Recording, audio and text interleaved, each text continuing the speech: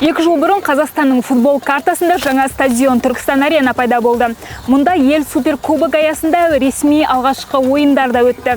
Бұл видеода біз сіздерге стадионның ішкі және сыртқы көріністерін және оның ерекшеліктері туралы айтатын боламыз.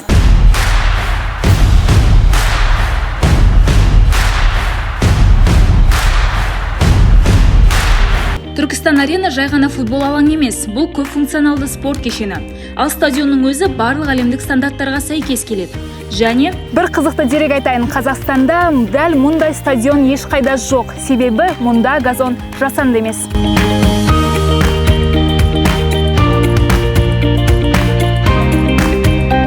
Жеті мың орындық стадион тек футбол үшін ғана емес, мұнда жеңіл атлетикамен де айналысады.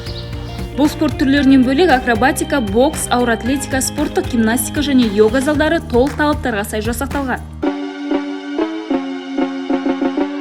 Вау, бұл стадион ғимаратында мынадай керемет фитнес залы бар екенін білмеппіз.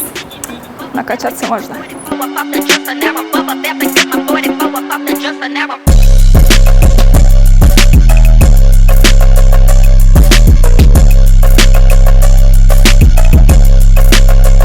Егер сіздің де қызығушылығыңыз оянса, онда өзіңіздің сүйікті Тұран футбол командасының ойыншыларымен бірге осында келіп шынықсаңыздар болады.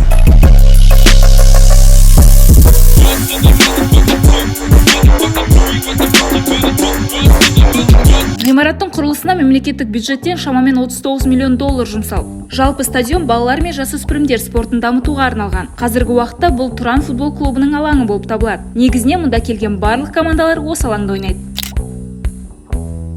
Қорытындылайтын болсақ, стадионның функциясы көп. Мұнда сіз сүйікті командаңызға жанкүйер болып қана қоймай, түрлі секцияларға қатыса аласыз. Көргендеріңізге рахмет. Келесі шығарылымда кездескенше.